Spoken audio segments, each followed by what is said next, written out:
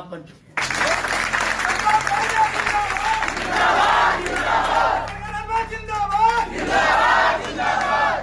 और जब ओम प्रकाश राजभर सुहेल देव भारतीय समाज पार्टी के साथ मौलवी अफरोज साहब जब खड़े हो गए तो तूफान बनने से कोई रोक नहीं।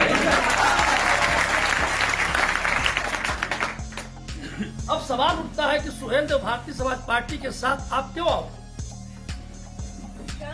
भाई कोई न कोई कारण होगा ना।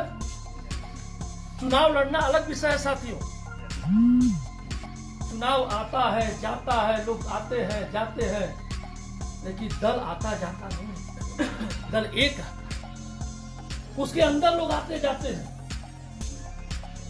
कोई स्वार्थ से आएगा, कोई बिना स्वार्थ का आएगा। कुछ ऐसे लोग होते हैं जिनको नहीं पता है दल के बारे में, तो ऐसे आएंगे वैसे चले जाते हैं। लेकिन मैं पार्टी के राष्ट्रीय उपाध्यक्ष के पद पे हूँ। माननीय ओम प्रकाश राजभर के बाद जो पद है मेरा है।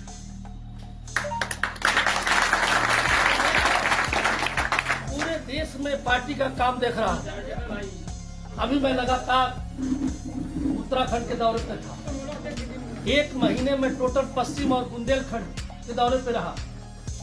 हमारे पत्रकार साथी हैं, हमारे छोटे भाई हैं, ये हमेशा फोन करते थे, भैया कहाँ है कार्यक्रम? तो नेताजी तू कहाँ? यार हम इसमें इटावा भाषण देते हैं। आज मैनपुरी में हूँ, आज कासगंज में हूँ, हाथरस में हूँ, बेटा में हूँ। मैं लगातार उधर काम करके आया हूँ। और आपको जानकर साथियों आश्चर्य होगा कि वहां के पत्रकारों ने जो मुझसे बात कही, आपको सुनकर आश्चर्य होगा। उन लोगों ने कहा कि पांडे जी, शायद मुख्यमंत्री का चेहरा अगर ओम प्रकाश राजभर को बना दिया गया अखिलेश यादव के बदले में, तो आपकी सरकार बन गई होती। गाजियाबाद के पत्रकारों ने कहा मुझसे कि गलती हुई है, समझौता आपने किया, ठीक किया, लेकिन समाजवादी पार्टी से इधर के गरीब तबका नाराज है। गरीबों के साथ समाजवादी पार्टी के जो कार्य करता है बहुत अत्याचार करता है। इसलिए पांडे जी, अगर ओम प्रकाश राजभर को चेहरा बना दिया गया था मुख्यमंत्री का, तो आज नजारा कुछ और होता। आखिर क्या कारण है कि ओम प्रकाश राजभर के बारे में लोग इतना चिंतन कर रहे हैं? टीवी देखते रहिए। कमिश्नर फैजाबाद मैं गया था मिलने, हमारे मित्र हैं। उन्होंने कहा कि पांडे जी,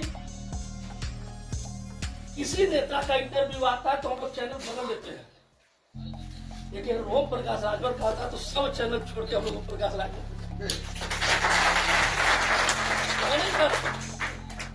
कि आपके नेता का लोकप्रियता इतना बढ़ चुकी है। अधिकारी वर्ग में, पत्रकार वर्ग में, पुलिस वर्ग में, कर्मचारी वर्ग में, पब्लिक में। आखिर कारण क्या है? आज आप हमारे साथ जुटे हो, मुझे कहते हुए संकोच नहीं है। आप चुनाव के लिए जुटे, लेकिन मैं चाहता हूं कि चुनाव के लिए मत जुटिए। आप दल में विचारधारा के साथ।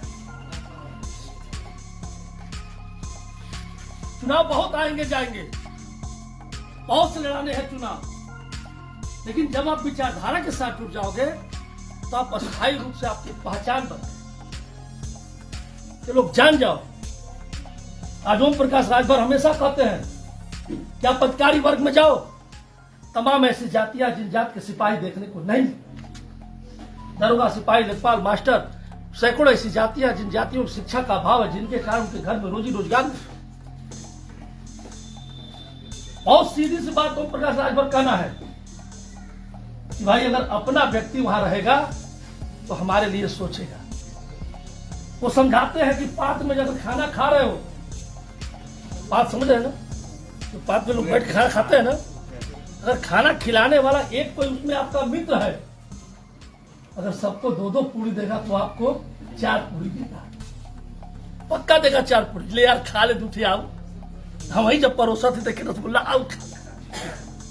यही बात ओम प्रकाश राजभर कहते हैं कि अपने समाज को संगठित करो और सत्ता की भागीदारी में अपने लोगों को भेजो। जब तुम्हारे समाज का व्यक्ति वहां बैठेगा तो तुम्हारे बारे में सोचेगा, तुम्हारा विकास। यह सोच ओम प्रकाश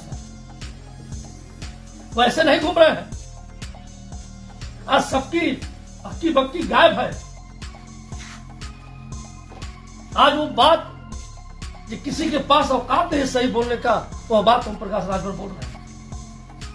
आज के तारीख में मौलवी साहब जानकर आश्चर्य होगा, जब गरीब समाज के लोग बैठे हैं,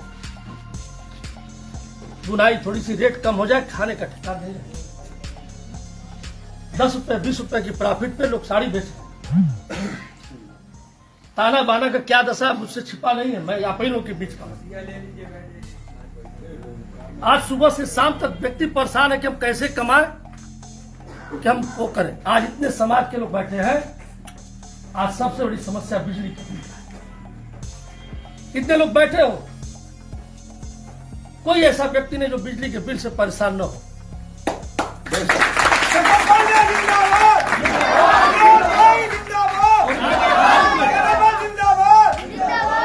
आज के तारीख में अगर ओम प्रकाश राजभर बात करते हैं कि भाई अगर इस देश के अंदर सरकार के निगाह में सबसे गरीब आदमी बाबा रामदेव कौन है?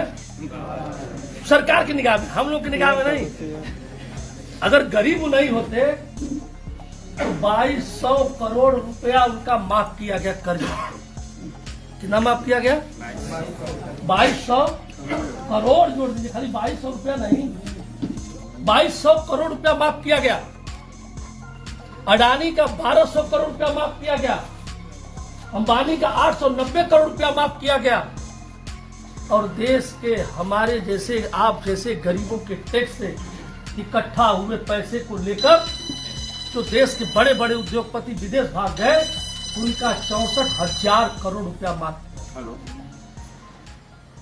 अगर ओम प्रकाश राजभर ये बात कहते हैं तो कौन सी गलत बात कहते हैं कि अगर हमारे टैक्स का जुटा हुआ पैसा, अगर इस देश के पूंजीपति का 1 लाख करोड़ रुपया माफ किया गया, 3 गरीबों का 10,000 5,000 बिजली का बिल क्यों नहीं माफ हो सकता?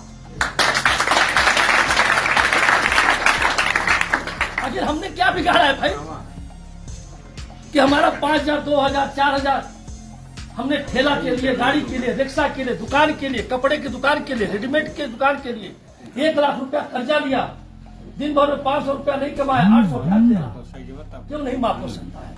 यह लड़ाई ओम प्रकाश राजभर गरीबों की बात है और आज उसी बेस पे खड़े हैं। और इस प्रदेश में नहीं, इस देश में नहीं, वो एक अनूठा नेता है। उनको जो बात सही लगती है, वो चाहे किसी को बुरा लगे और चाहे भला लगे। अगर उनको बात खराब लगी कि अखिलेश को घर कमरे से निकलकर आजमगढ़ में प्रचार करना चाहिए था, उन्होंने डंके की चोट पे कहा कि तुम इसी से बाहर नहीं निकलोगे। 8,000 की कह कि 8,000 क्या कीमत थी? अगर अखिलेश यादव निकल आए होते तो 8,000 वोट खाली 2 सभा में उनकी बढ़ गई होती और धर्मेंद्र यादव जीत गया था, 6 लीडर नहीं होता समाजवादी पार्टी। उनको खराब लगा कि 45 दिन से मैं फूल फाक रहा हूं और बैठ के ऐसे बतिया रहे, ये क्यों नहीं आया? भारतीय जनता पार्टी के सरकार में थे, गरीबों के हक हिस्सा की सवाल आई, वहां भिड़ गए। उनको नहीं समझ पाया, उनको भी लात मार के चले आए।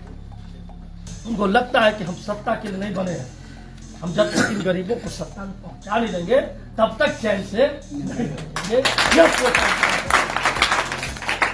ऐसे नहीं उनके दीवाने घूम रहे हैं। लोग कहते हैं कितना ही सब मीडिया क्यों पगलाया उनके नाम पर।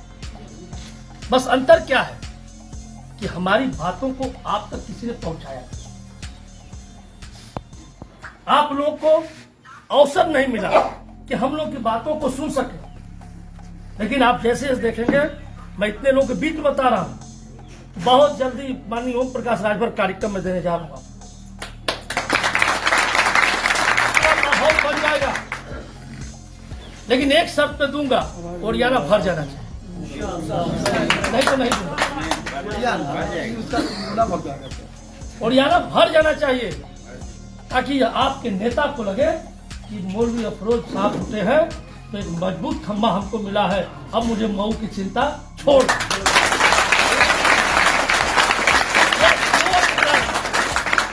कार्यक्रम तो जब कहिए, आधी रात को कहिए।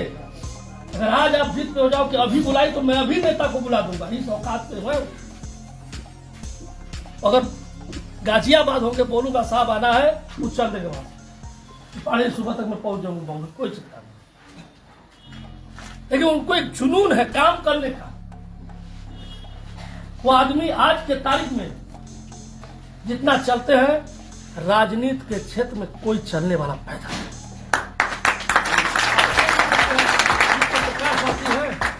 अभी ये सुबह बलिया में इंटरव्यू लेंगे और सुबह पता चलेगा कि मेरठ में खड़ा है, रात भर चलते हैं, मेरठ से कल पहुंच जाएंगे बाधा। लोग घबरा जाते हैं कि यार कितना चलते हैं, वो भी न हेलीकॉप्टर से न जहाज से, अपने गाड़ी से। अंदाज उनका कहना है कि रुकना नहीं है पानी, चलते रहिए मंजिल मिलेगी। वही एक ऐसे व्यक्ति है, सदन के अंदर उन्होंने कहा, खुलकर कहा, किसी की औकात नहीं थी, सदन के अंदर कहा कि थाने पे जो दरोगा सिपाही मौजूद हैं, ये हम लोग को पीट कर पैसा वसूल। आप लोग हो सकता है कुछ लोग सुने होगा विधानसभा के भाषण में, नहीं होगा तो मैं आपको भेज दूंगा। उन्होंने कहा, मंत्री थे, खुलकर कह रहे कि थाने में करीब पीटा जा रहा है। जानते हैं मुख्यमंत्री जी क्यों पीटा जा रहा है? इसलिए पीटा जा रहा है कि तनख्वाह पाता है, 8 घंटे का ड्यूटी करता है, 24 घंटे। तो जो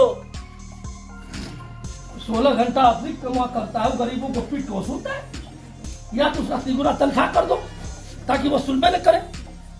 अगर 8 घंटा ड्यूटी और 8 घंटे का तनख्वाह दोगे और 24 घंटे का काम लोगे तो स्वाभाविक फ्रस्ट्रेशन में रहेगा।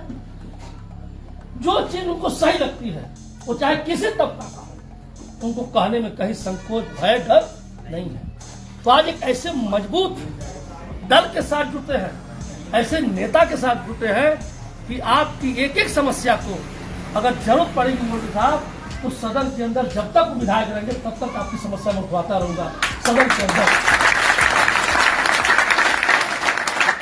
आप देखें